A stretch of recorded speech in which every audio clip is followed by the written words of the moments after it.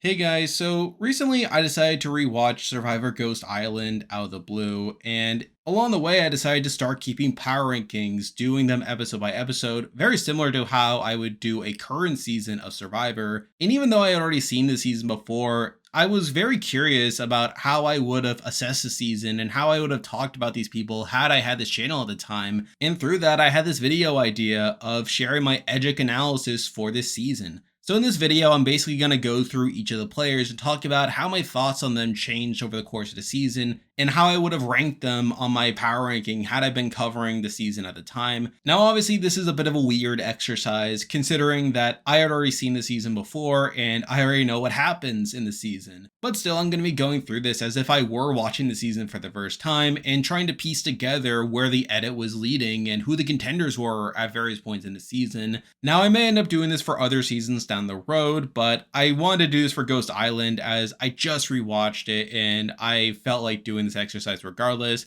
But there are 20 people to talk about, and that's always any more time. Let's get right into the video. So basically, to keep things organized, I'm going to be going through these people in their boot order and talking about how their edits evolved over the course of the season. And with that, we get to our first boot in Gonzalez. And Gonzalez had a pretty subdued edit in her premiere. She was obviously not as big of a character compared to other people. And she kind of fits in line with some of these other first boots we've seen in Survivor history of not really having too much there, but getting just enough to explain her downfall, where early on she talks about how the elements don't phase her because she grew up in Puerto Rico, and later on after the challenge, she talks about wanting to target Donathan due to being bad at challenges, and really focusing a lot on challenge strength there. But considering that Donathan had gotten more sympathetic at it during the first half of the premiere, it didn't make that much sense for him to go out, and with Gonzalez being a bit more underdeveloped, it made sense why she was the boot there. So really not too surprising she was an early boot and not really much of a contender there. Next up, we have Jacob Derwin, the other boot from the premiere, and he's kind of the opposite end of the spectrum where he ends up having a massive rise and fall over the course of the premiere, where he ends up getting 15 confessionals, which, considering he is his second boot, he's actually in the top half of confessional getters, which is really insane there,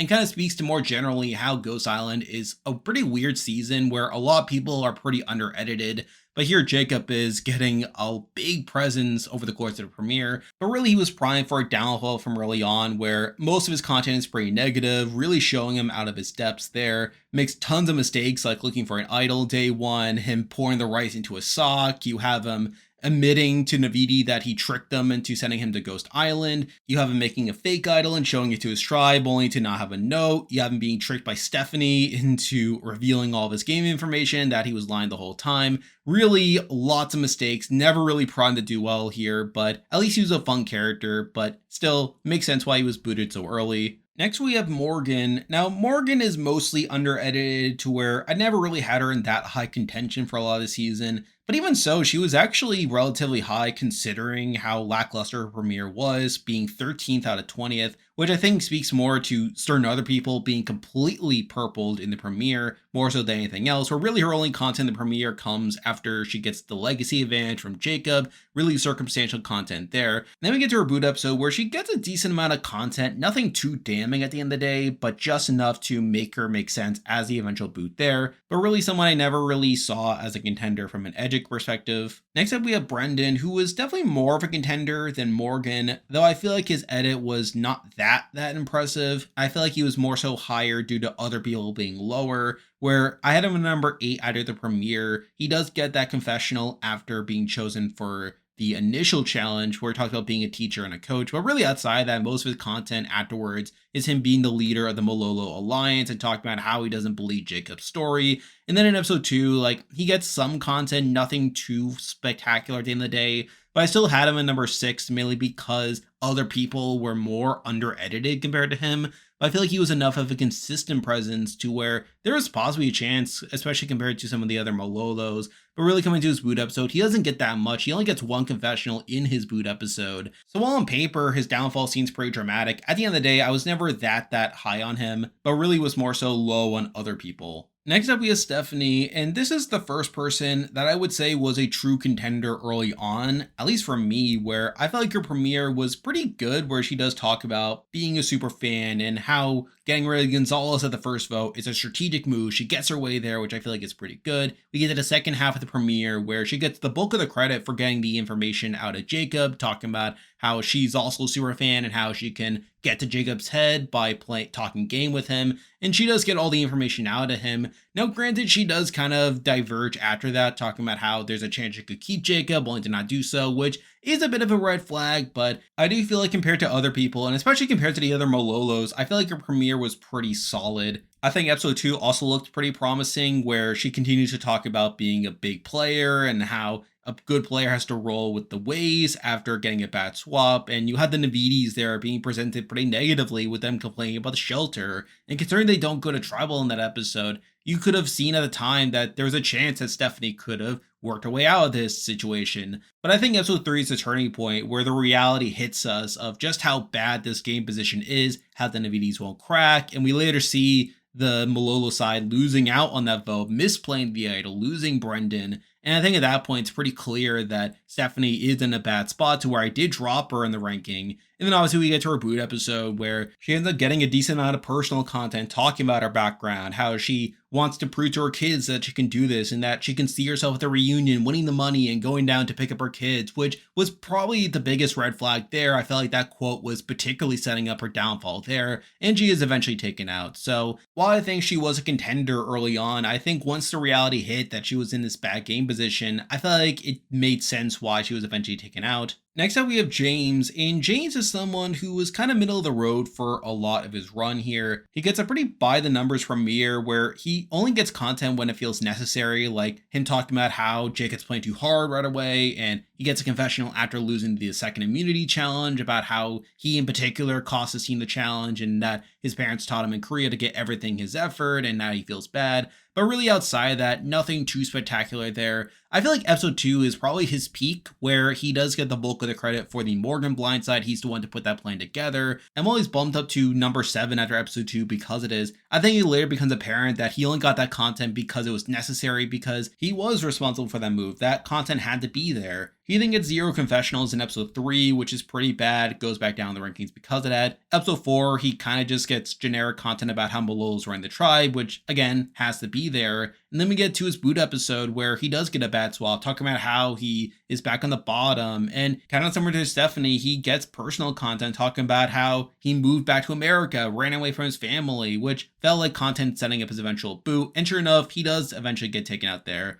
So in a lot of ways, his content was pretty surface level. It felt like he was only getting content when it was absolutely necessary. And while his episode 2 was pretty good, again, I feel like it wasn't really enough to make him a top contender by the end of it. Next up, we have Bradley, and I feel like Bradley's one of the most shafted people in the edit for this season, where we've heard from afterwards that Bradley actually played a pretty solid game, and he seemed like someone that was primed to do pretty well had he made it to the merge. But on the show, like, he gets a pretty bad edit where he doesn't get his first confessional until episode 3, which is pretty bad. He gets nothing in the premiere, which is a big reason he's down in number 16. In episode 2, he's one of the people complaining about the camp, and that's literally his only content. And then when he does get content in episode 3, he talks about playing a Boston Rob and Kim style game, and then proceeds to treat the Malolos pretty terribly, like talking pretty badly about them in confessional, coming off as pretty cocky, and in general getting a pretty negative edit there. Episodes 4 and 5 aren't the worst for him, but even so, like, he's not really getting propped up that much, and it's pretty evident that he's not winning by that point. Then we get to his boot episode, which is such a travesty in how it's presented on the show, where he comes up pretty one note as his big jerk and someone that's pretty annoying, and that's a big reason why he's taken out, according to the show, when we learn from afterwards that he was actually seen as a pretty big threat, and his tribe actually threw the challenge to get rid of him instead. But I also think it speaks to how he never really seemed to have a shot based on the edits, so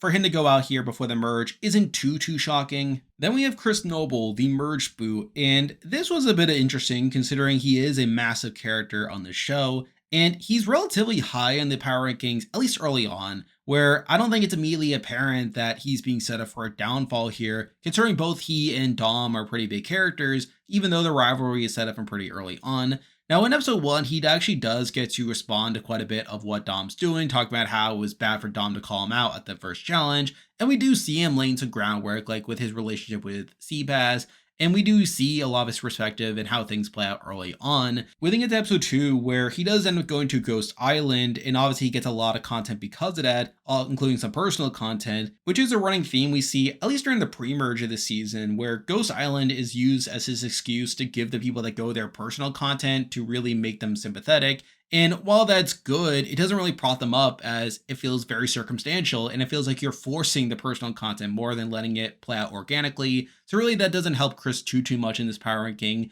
And while he does get his way from a gain standpoint, where obviously Dom's side loses a number in Morgan, he obviously has nothing to do with that, which is why he does drop in the power ranking there. But I feel like from episode 3 on, it becomes apparent that Chris is going to lose the battle, where even though his episodes aren't terrible, I feel like Dominic is getting much better content compared to Chris. And I feel like with Dominic becoming more of a major character on the season, it becomes apparent that Dom is going to win the battle against Chris. And again, his episode 3 and 4 aren't terrible. He actually gets some personal content in episode 4, where he gets to talk with Donathan and bond with him there. But episode 5 is where things really go downhill, where he gets a second swap and we see people like Wendell and Laurel really dunking on him. And really the next couple episodes is a pretty bad look. And then his boot episode's obviously terrible, gets a ton of content there, really setting up his downfall. So I think Chris is an interesting case where, even though now we look back on it as Chris being the much worse player compared to Dom, I don't think it was immediately apparent that he was going to lose the battle. And I feel like there were points where it felt like both him and Dom were going to be taken out like back to back, kind of like early merge.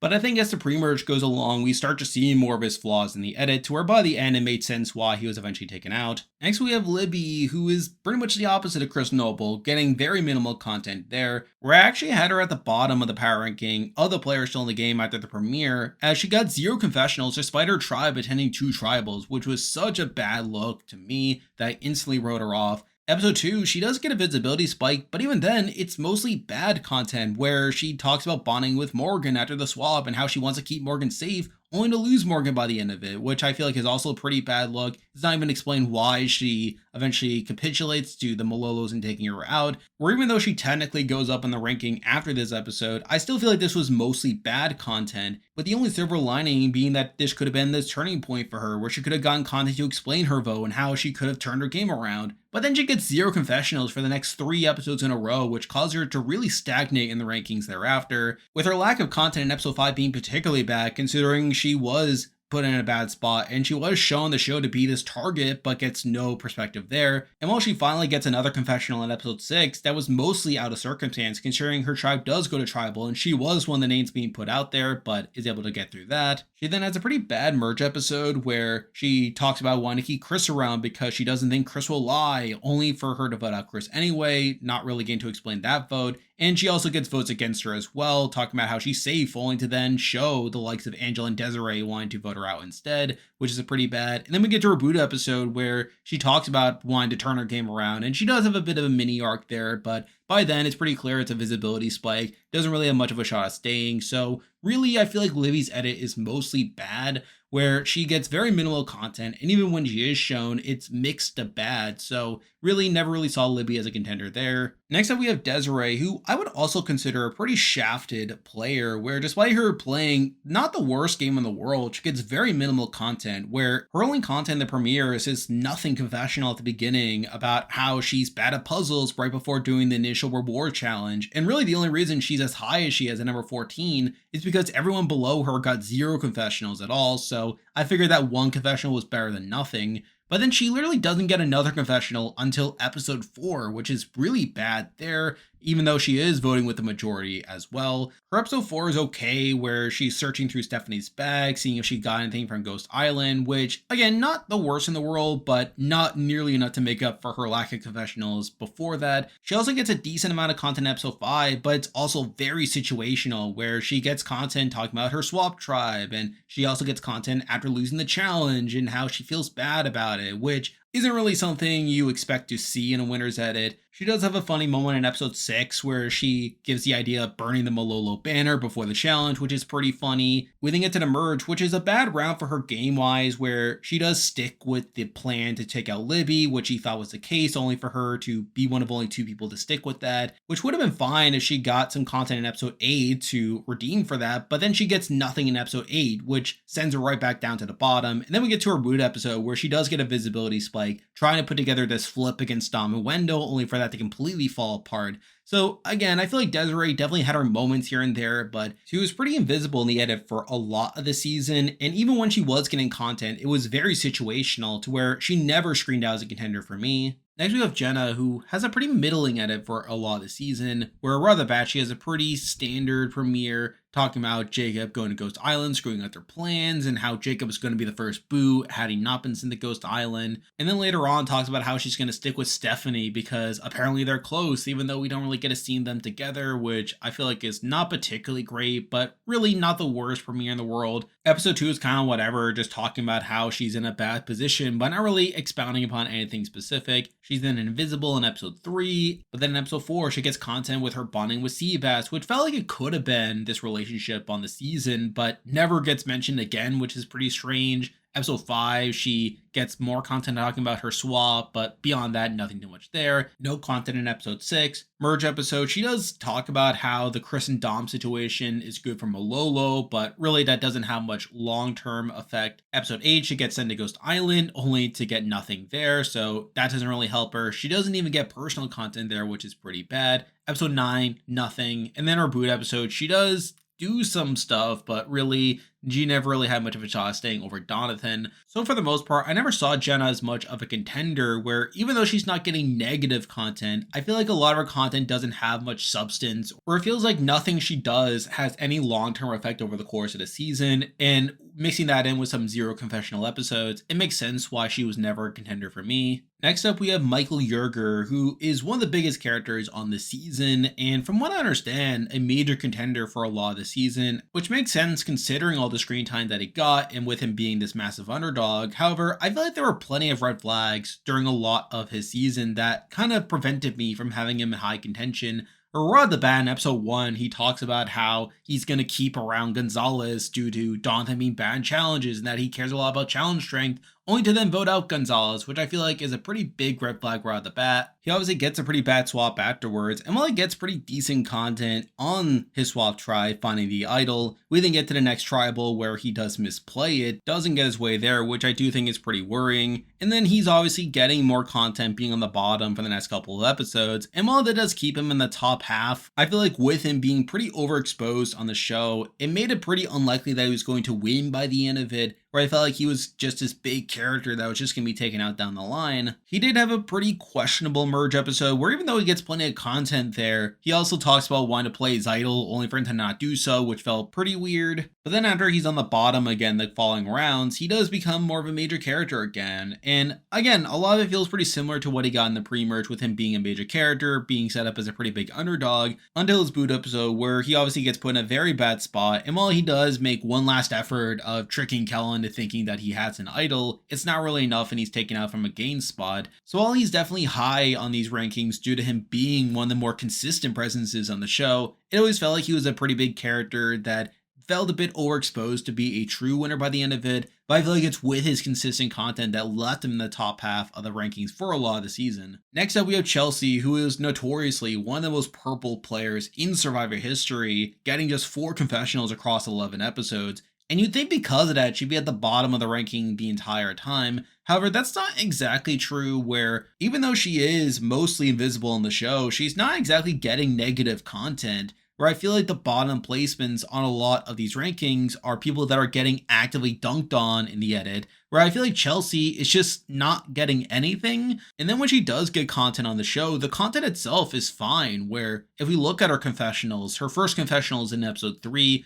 talking about how like they need to take out a guy to avoid Michael's idol, and that does go through, where they are able to trick Michael into playing an idol on Stephanie, only to take out Brandon instead. Her next confessional comes in episode 5 after the second swap, where she gets this very weird and poignant confessional about how nice it is to be back on the Navidi camp, which again is not necessarily negative content, just kind of out of left field. She gets another confessional in the following episode talking about how taking out Bradley before the merge would be a big move, but also a dangerous one, but then she proceeds to do it, which I think is not bad content on her end. So looking at her pre-merge, while she's never in contention obviously, I feel like the content she does get is just enough to where she's not the very bottom, but I feel like the post-merge is where things go downhill, where she ends up going 4 episodes in a row without any confessionals, with episode 9 in particular being particularly bad, considering that she is talked about as working with Desiree to try to flip the game on Dom and Wendell, even though we learned from post-game interviews that she was never actually part of that plan. But the fact that she has no input on any of that, despite her name being tossed around, is pretty bad. And you also have her winning 2 immunities in a row in episodes 9 and 10, so the fact that she doesn't get any content there as well is also pretty bad. She doesn't get another confessional until her boot episode talking about how, like, taking out Wendell might be a good idea, but obviously that's not happening.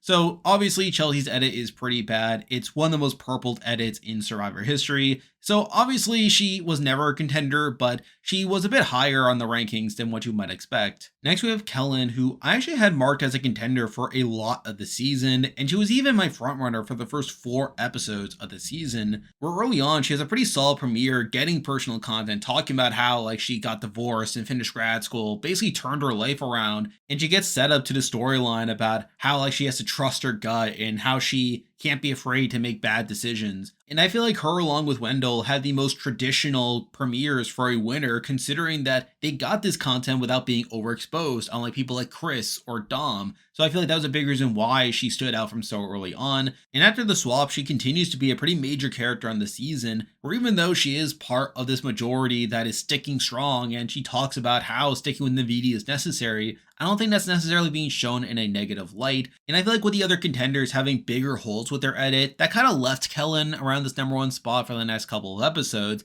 We then get her going to Ghost Island in episode 3, where she talks about trusting her gut, and while that leads to her not playing, we later see that being relevant to the vote, where there's obviously this whole scheme of idols coming into play and them needing to make the right decision. Obviously gets her way in taking out Brendan. And then episode 4 felt like a cooldown episode for her, where even though they went to tribal, I feel like other people took the forefront there. So really, I feel like Kellen's edit up to this point was definitely the strongest out of the bunch, but also wasn't one that couldn't be surpassed. But I feel like episode 5 on is when Dom and Wendell really start to outshine her in the edit, where at that point it starts to become more apparent that the Dom-Wendell dynamic will start to run things. And with Wendell having a pretty strong episode 5 himself, I feel like that did cause Kellen to fall to the wayside a bit, but she's still managing to remain in the top 3 coming to the early merge, where I feel like out of Dom and Wendell, she did seem the most likely winner outside of them. But I would say episode 9 is a turning point for her in the edit, where even though she does get her way in keeping Navidi strong and taking out Desiree, who was his traitor, I think the episode also presented her as being pretty confused over what was going to happen, and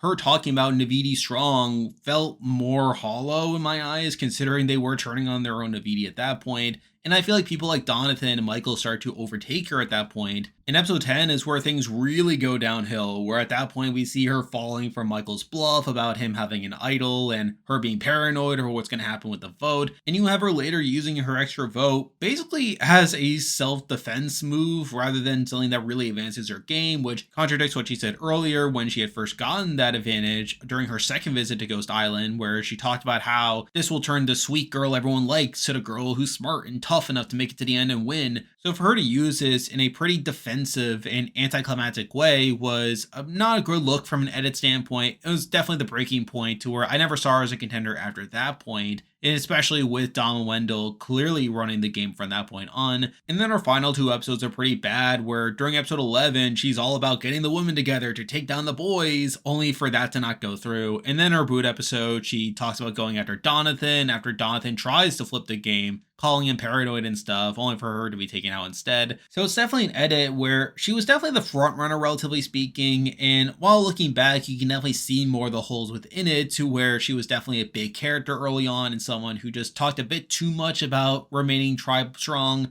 I feel like the fact that she definitely was more out in front and definitely had the strong premiere to back it up was a big reason why she was a contender for a lot of the season. Next we have Seabass, who ends up getting a pretty strange edit considering he is the first boot out of the finale. Now early on he's in the middle of the pack, not getting anything too spectacular, In the premiere, his only content is about him bonding with Chris Noble. After the swap, he gets pretty general content about sticking with Navidi, getting one confessional an episode. Episode 3, he even talks about going with the flow because Malolo can't get any more Lolo. Episode 4 is a bit more interesting as he does get some content setting up his relationship with Jenna, which felt like it could have led to something more, definitely could have led to a storyline, but it just never gets mentioned again afterwards, which felt pretty strange. Episode 5 is also pretty interesting, where Wendell ends up giving him a shell from the old Navidi camp, which felt like it could have also set up this bigger relationship on the show, but really it just felt more of a way of propping up Wendell's edit than Seabass's. So I would say that for the first 5 episodes, his content isn't that bad, where even though he gets plenty of content that eventually leads nowhere, the fact that he gets that set to begin with is at least something, and he does get a relatively consistent presence in these first 5 episodes.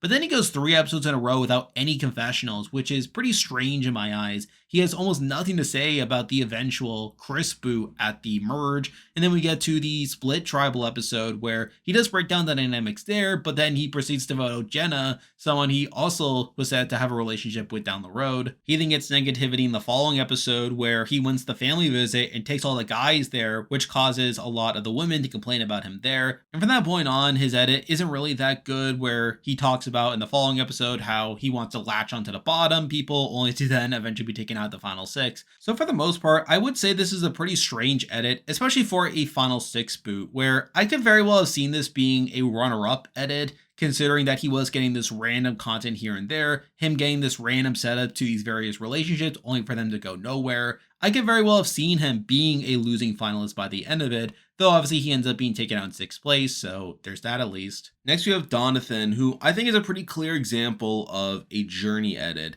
Someone that goes through a lot of personal growth over the course of the season, where he starts off as this country bumpkin who wants to prove himself to someone that eventually evolves into being a competent player, also someone who's meant to be a fan favorite. And usually those players tend to make very deep runs and they tend to be major characters on the season, but very rarely actually win the game by the end of it. And I think that's reflected in these rankings here, where Donovan was pretty consistently in the top 5 for most of the season, only dropping to number 6 in episode 8, but I never saw him as a top contender because of how big his edit was and how blatant it was that he was getting a journey edit. We're again looking at his premiere, again, pretty solid premiere. He gets to talk about his background, being like this country bumpkin. He does become the initial target due to being seen as his challenge weakness, only to later get his way in taking out Gonzalez. He is pretty quiet during episode 2, the Morgan blindside, where he only gets one confessional there. Episode 3, it's a bit better, where a lot of the focus is on his relationship with Laurel, and we do see the alliance of them, Dom and Wendell, really get set up there. However, I feel like Donathan doesn't get too much strategic credit for that. I feel like the focus is more so on the other 3 compared to him. Episode 4 is where he gets more personal content and where he kind of connects with Chris on that level. Episode 5 is pretty quiet, 0 confessionals there. But then we have episode 6 where he gets to paint Bradley as being bossy during the challenge, really setting him up to get his way there. But then he has a pretty quiet merge episode, getting 0 confessionals, which I do think is a bit of a red flag, but he's still relatively high on the rankings there. But he does drop in episode 8, where he does get that confessional about how he can't win if there's too many Navidis, and that he does consider keeping Libby around, only to later vote out Libby, which I do think is a bit worrying and a bit foreshadowing for what's to come, especially with Dom and Wendell's edits picking up by that point. But he does pick back up in episode 9, where he does manage to find the idol there, and while he doesn't get his way in the Desiree vote, where he does tell Laurel that he wants to keep around Desiree, only to not get his way there,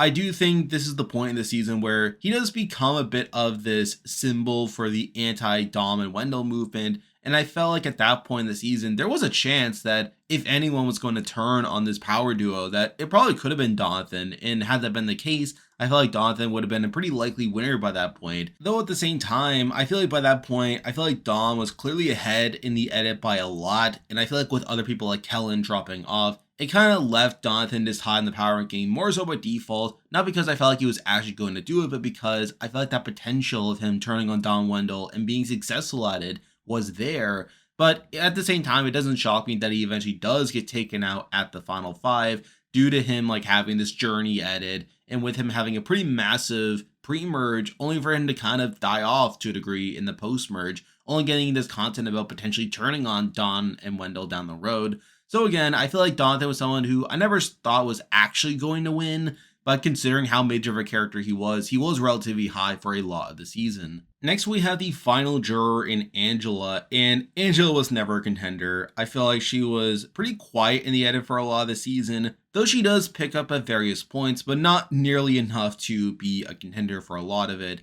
Where early on, she is one of the people that gets 0 confessionals in the premiere. Again, very quiet there, instantly towards the bottom of the list. She does pick up a bit in episode 2, getting her personal content, talking about being part of the military and how she's going to stick Naviti strong because it reminds her of her family, only for that to backfire when she's nearly blindsided herself, but still enough for her to be around the middle of the pack. She does respond a little bit in episode 3 to the Morgan blindside, talking about how Don Wendell stabbed her in the back and how she trusted them, but a wolf's a wolf. But outside of that, no content, no follow-up to a potential flip, mainly because there isn't one. Episode 4, no confessionals, pretty bad there. Episode 5 is pretty bad, where even though she gets more personal content, she also gets content about her wanting to keep James around during the scramble, and she talks about how even though she wants to be Naviti strong, she also wants to focus on herself, only to stick Naviti strong, voting out James, someone she said that she wanted to keep, which is a pretty bad look there. And then she gets no confessionals the next 2 episodes, including the merge episode. She does pick back up around episode 8, where she ends up leaking the plan of Michael wanting to target Wendell, and she does get propped up for this, saying how she wants to stir the pot and that now that's the merge, that she can play her own game.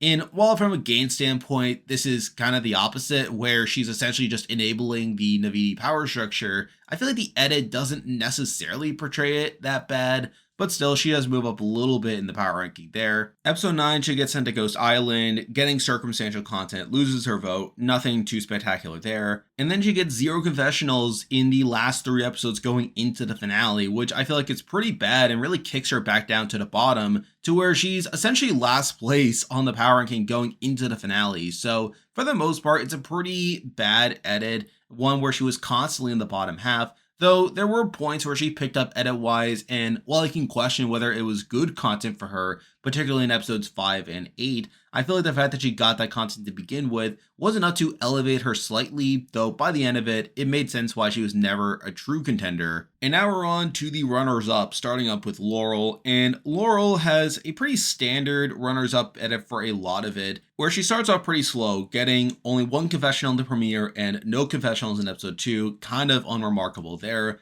But she does start to pick up in episode 3, where the show focuses a lot on her relationship with Jonathan, and we see them on the Swap Tribe building the bond with Dom and Wendell that does feel very important to the actual season. And I feel like Laurel gets more of the focus between the duo, where she does get her proper introduction here, talking about being a D1 athlete and going to Yale, but out here she's been under the radar and she wants to make her mark, really setting up her role in the season by joining this alliance. And I think that's accompanied by a pretty big boost in the power rankings that largely holds for the rest of the season. And while she's pretty quiet in episode 4, episode 5 she does get more content about Chris and how Chris has been pretty annoying. And while episode 6 is pretty quiet, she does pick right back up at the merge, and really from that point on, after the merge, she does become a major character on the season, though along the way comes plenty of negativity and missed opportunities that do explain why she does lose by the end, where at the merge, her only content is her weighing in on the Dom and Chris feud, which just feels pretty standard. But then episode 8 is where things get a bit more wonky, where she does get pretty mad at Wendell over leaving her out of things and feeling like Wendell doesn't trust her with information, and she does consider flipping to the Malolo group, only to not do so, and I feel like the show doesn't really explain why she sticks by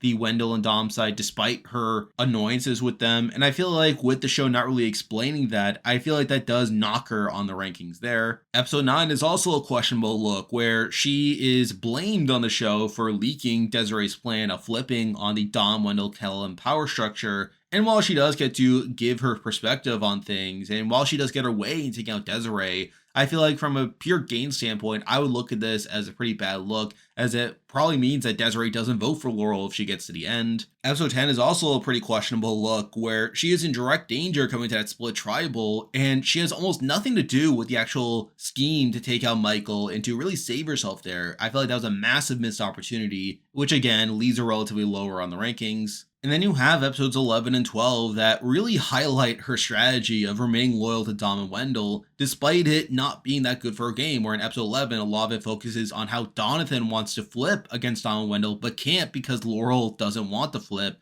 And in episode 12, you have her literally saying in confessional that this is her last chance to turn on Dom and Wendell's side before they pull out all their idols and advantages, but then she doesn't do it, which is pretty frustrating there. And I feel like coming to the end game, while she was a bigger character compared to Angela, I feel like the show highlighted her flaw of sticking with Dom and Wendell as a reason why she eventually loses the game. And sure enough, that's what ends up happening here. So again, not really a contender coming into the finale. Next, we have the other runner-up in Dominic. And Dom has a very strange edit for a runner-up here, where, truth be told, he was actually the front runner for pretty much the entire post-merge, where I feel like between Dom and Wendell, I actually feel like Dom had the stronger edit of the two, where even though it was a massive edit, and while it could come off as pretty overexposed, I feel like Wendell has enough issues with his own edit to where I would have seen Dominic as the frontrunner over Wendell for a lot of the back half of the season if I had this channel at the time. Now, right away in the premiere, he does establish himself as a major character where he sets up his rivalry with Chris. He also sets up a lot of his game plan, and he also finds an idol on the way. A lot of stuff happening here. Makes sense why he is relatively high in the ranking,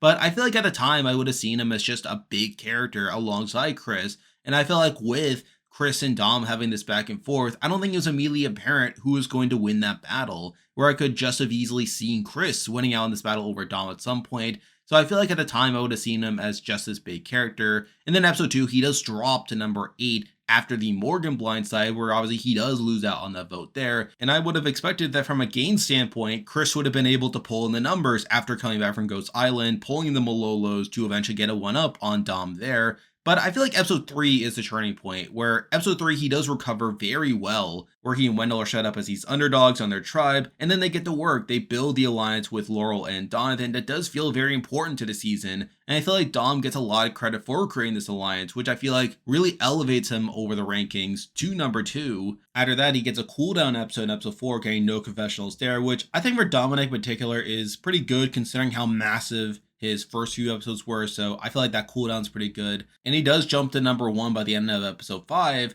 Now, mind you, I feel like if I were considering the whole season, I wouldn't consider this the best edit, considering he does focus a lot on Libby in this episode, wanting to take her out, only to later switch course in episode 6, where he does eventually take out Bradley. But I feel like if I were covering this at the time, not knowing what would happen in episode 6, I feel like for the most part, episode 5 would be good enough to be number 1. But I feel like from the merge on, it's pretty much him and Wendell as the 1 and 2 for the rest of the season, with Dominic as the clear number 1 in my eyes, where he has a pretty solid merge episode, being able to finally take out Chris Noble, his biggest rival up to that point. Episode 8 is a cooldown episode for him, which is pretty good, especially considering he got a confessional at the beginning, talking about how he wanted to take a step back for that next round. But then from episode 9 on, he gets massive edits in each of those episodes, getting strategic content for pretty much every round from that point on, and getting his way at almost every opportunity, which again, I feel like was a pretty good sign for him moving forward, where I feel like the major concern was the fact that he was getting too much content.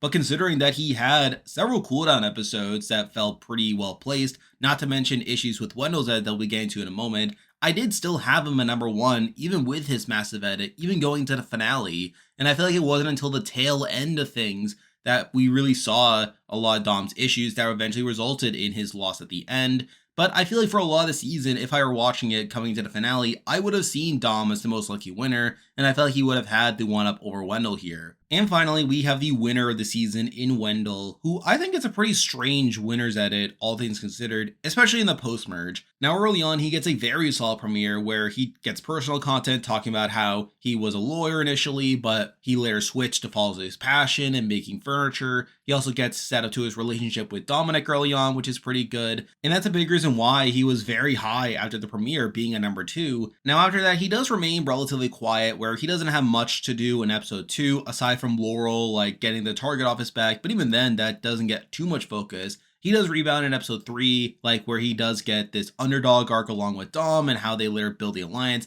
But as I said with Dom, I feel like he gets more of the credit for building that alliance compared to Wendell, so I'm not too sure how much to prop him up for that. Episode 4 is pretty quiet, getting 0 confessionals, but I feel like episode 5, the second swap, is very good for him, where he does reconnect with Sebastian. He ends up giving him his shell from the original camp, and we do see Seabass propping Wendell up to a degree. And while it makes sense now, considering Seabass does later vote for Wendell on the jury, I feel like the fact that this felt very unnecessary really props up Wendell to where he was all the way up to number 2 as of episode 5. And episode 6 is also very good, where he gets personal content talking about his girlfriend, which later leads into him finding the idol. And I feel like considering his episode 5 also being pretty good, I feel like that was a big reason why he was actually number 1 coming into the merge. But then we get to the merge, where I think things start to kind of go off the rails, where at the merge he does get content trying to reconcile things with Chris and Dom, only for that to fail. And while he does turn around to voting out Chris, I feel like they didn't need to show Wendell's involvement within that. Episode 8 is even worse, where Laurel actively talks badly about him, talking about how he leaves her in the dark. And while Laurel later sides back with him coming to the vote, I feel like the fact that that content was there knocked him down a few pegs as well. Episode 9, he gets no confessionals. So really this early merge is all over the place for Wendell, where I feel like while he gets some propping up as his big player, he also gets plenty of negativity that kind of knocks him back down. And while the later episodes are better in this regard for Wendell, you still have moments where people talk about how Dom and Wendell are these big threats, and you also have him going to Ghost Island and the family visit, not spending time with his dad, only for him to not make the most of that opportunity. So really coming to this finale, it makes sense why I had reservations about Wendell,